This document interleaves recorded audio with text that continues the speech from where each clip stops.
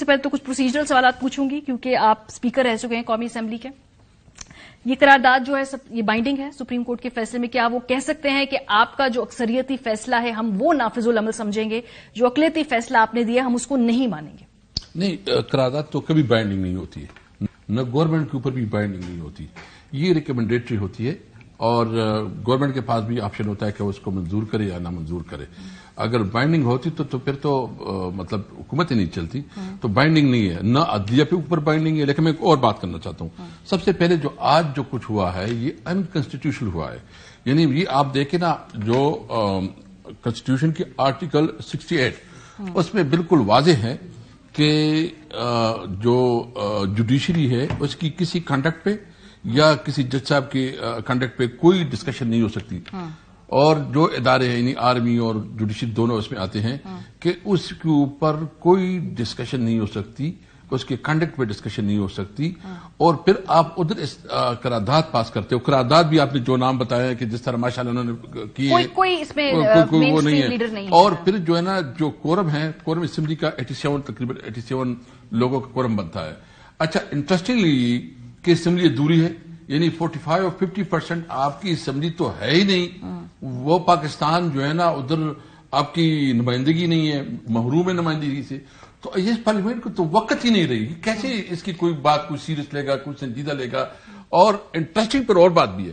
Interesting یہ کہ prime minister بھی مسلم لیگ نون سے اور جو اپوزیشن لیڈر وہ بھی مسلم لیگ نون سے, یعنی راجہ ریاض تو مسلم لیگ نون ہے, ٹکٹ لیں گے لیکن وہ ابھی پی ٹی آئی میں ہے. دیکھیں وہ سب جانتے ہیں نا, وہ سیریمونیل ان کی آج تھوڑا اس نے رونا دھونا کیا ہے اتنے وقت میں, لیکن انہوں نے بھی سائن نہیں کیا. اچھا, آپ کا کیا خیال ہے کیوں اس پہ لا منسٹر نے اور انٹیریئر منسٹر وغیرہ نے اس پہ سائن کیوں نہیں کیے, یا کسی بھی منسٹر نے سائن کیوں نہیں کیے؟ اس کے سائن بھی, لیکن سب سے اہم بات یہ ہے کہ اس اسمبلی کی کوئی وقت نہیں ہے. یہ پاکستان کی عوام کی نمائندگی نہیں کرتی, اور میں سمجھتا ہوں کہ کورٹ کے اوپر اس کا کوئی اثر نہیں ہے. ہاں, انہوں نے کنٹیمپٹ کر دیا ہے, یہ شہباز شریف. اور یہ تو کنٹیمپٹ, مجھے روکنا ہوگا, کنٹیمپٹ تو پھر ان 42 لوگوں سے کروایا نا. مطلب اگر خود آپ نے نہیں کیا, اس میں نور عالم خان صاحب کا بھی نام شامل ہے, تو اس کا مطلب ہے کہ آپ نے جو 42 ہیں جن میں سے آدھے سے زیادہ ریزرو سیٹ کے لوگ ہیں, ان کے سگنیچر کرا کے خود سگنیچر نہیں کیے. اس کا مطلب کیا ہے؟ مطلب اس کا مطلب کہ تاکہ لگے کنٹیمپٹ تو ان پہ لگے, اگر ڈی سی یا جو بھی آگے عدالتی کاروائی ان کیس ہوتی ہے تو ان لوگوں پہ ہو, ہم پہ نہ ہو. دیکھیں ابھی یہ جو کچھ کر رہے ہیں نا, میرے خیال میں مسلم لیگ نے ایز اے ہول شہباز شریف کو جو ہے نا کے اوپر یہ سوچا ہے کہ اس کو قربانی کا بکرا بنایا جائے, کیونکہ یہ آگے جو کر رہے ہیں, کل جو ہے نا قومی سلامتی کی میٹنگ بھی ہے, اور آگے جو چیزیں ہیں اس کا نتیجہ یہ امپلیمنٹ نہیں کریں گے. یہ امپلیمنٹ نہیں کریں گے کنٹیمپٹ لگے گا. کنٹیمپٹ کے بدلے میں پرائم منسٹر جائے گا, حکومت جائے گی. بلکہ یہ تو اس میں پوری کیبنٹ نے جو ڈیسیجن کیا ہے, پوری کیبنٹ کے اوپر یہ کنٹیمپٹ ہے. لیکن وہ کوئی ریٹن نہیں ہے, کوئی اس کی ڈاکومنٹری ایویڈنس نہیں ہے, وہ انہوں نے ذرائع سے خالی خبر چلائی, نہ کوئی اعلامیہ ہے اس کا آپ کو. اچھا, تو پھر ڈرامہ بازی ہے نا. پھر یہ صرف بلیک میلنگ کر رہے, بلیک میلنگ کرتے رہے, یہ پھر الیکشن کو نہیں روک سکتے.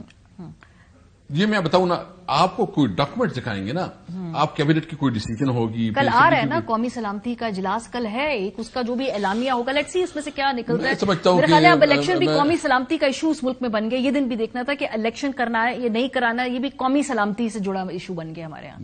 میں آج آپ کے توسط سے جو لوگ ہیں اس میں بیٹھے ہیں, میں ان سے ریکویسٹ کروں گا کہ ملک جو ہے جس طرف جا رہا ہے, ملک میں جو اس وقت انسیکیورٹیز ہیں, فائنینشیل کرائسس ہے, اکانومی جو ہے نا بری طرح, اور آپ جو ہے نا ملک گھوم رہے ہیں, منتیں کر رہے ہیں کہ ہمیں کچھ ڈالر دے دو. تو سمپل بات ہے نا, الیکشن کرواؤ, جو لیڈرشپ آئے وہ ملک چلائے, وہ جانے.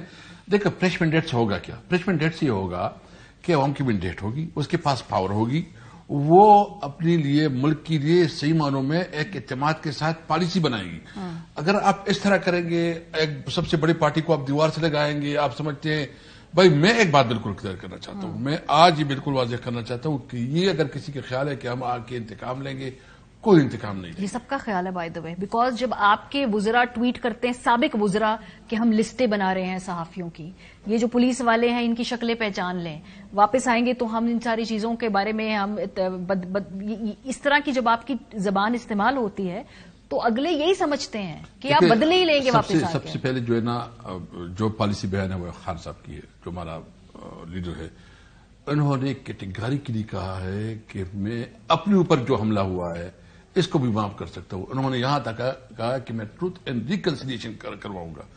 یعنی ٹھیک ہے، ایک تو چونکہ آپ روزانہ اس کے گھر پہ حملے کریں، آپ روزانہ وہ عدالت میں آئے، عدالت میں اس کے لیے رکاوٹی کرے اور 2-2,500 ورکر کو گرفتار کرے، تو ہم تو ڈیفینیٹلی وہ ریئیکشن کریں گے. لیکن ہم نے کہاں سے آ رہا ہے اسد صاحب کہ آپ لوگ بدلے لیں گے؟ یہ جو نیریٹو ہے، یہ امپریشن کیوں آپ کی جماعت کے بارے میں آ رہا ہے؟ دیکھیں، میں بالکل اس کو ختم کرنا چاہتا ہوں. ہم نے اپنے ملک کا سوچنا ہے، ہم ملک کو آگے بڑھائیں گے.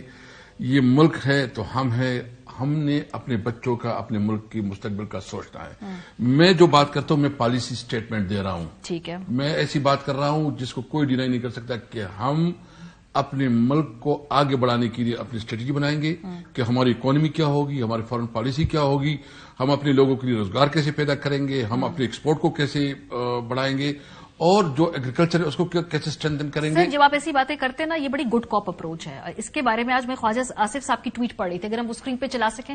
خواجہ آصف صاحب نے کہا، جی اسپیکرشپ کے دوران اسد کیسر صاحب مختلف معاملات پر حکومت کی طرف سے ایوان کی کارروائی کے متعلق آئی کے یعنی عمران خان کی طرف سے کمٹمنٹ دیتے تھے. وقت آنے پر وزیر اعظم کی ضد کا بہانہ بنا کر معذرت کر لیتے تھے. آئی کے سیاسی موقف کی تبدیلی کا ریکارڈ مذاکرات میں سب سے بڑی رکاوٹ اور رسک ہے. آفر کے پیچھے ستمبر کی تبدیلیاں تو نہیں ہیں. تو سر، جو پالیسی لیول پہ پہلے آپ کمٹمنٹس دیتے تھے، خواجہ آصف صاحب کہتے ہیں کہ یو آر دا گڈ کاپ. آپ کی بات ان کا ماننے کو دل کرتا تھا، وہ اس پہ یقین کرتے تھے.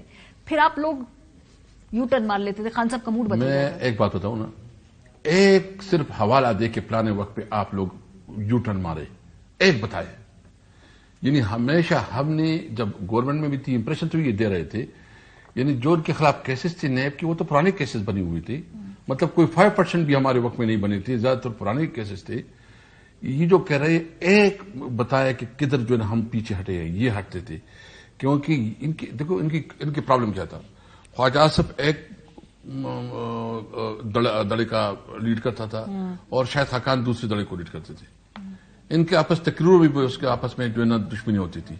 اور پھر ان کے اندر جو شہباز شریف گروپ اور نواز شریف گروپ اور مریم گروپ، یہ سارے گروپ اتنے زیادہ ہیں، اور ان کے اندر جو کھچڑی پکی ہوئی ہے مجھے پتا ہے. اور جو ایک اور چیز مجھے بہت عجیب لگی، یعنی میرا تو پہلا ایکسپیرینس تھا، چونکہ کے پی کے بیک گراؤنڈ تھا میرا، میں کے پی کے میں رہا تھا. کے پی کے میں اور کلچر ہے، کیونکہ وہاں اتنی آپ کو پتا ہے کہ پولرائزیشن، پولیٹیکل پولرائزیشن نہیں ہوتی جو یہاں ہوتی ہے.